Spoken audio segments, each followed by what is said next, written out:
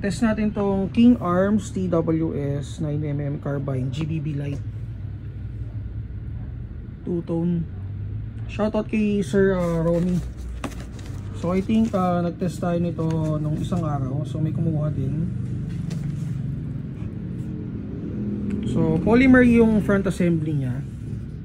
Receiver is polymer. And then may front and rear sights na rin. Folding sights.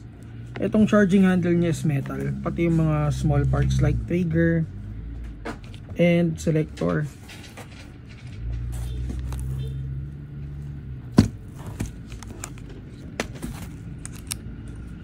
So mag release is metal. Ito. Pati cover niya. And then naka Loudiner siya. So yung stock adjustable. May locking system din. And then yung magazine niya is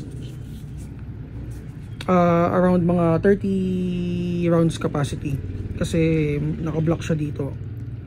Kung yung mga WE natin 50 rounds yun. Kasi hanggang baba yan. Compatible siya sa WE. Sige, test natin. So guys, available in color black at saka yung two-tone.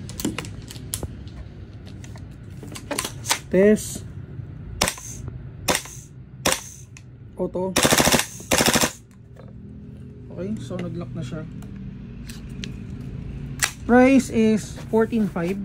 So yan yung pinaka lowest na GBB na meron tayo dito sa store, or GBBR.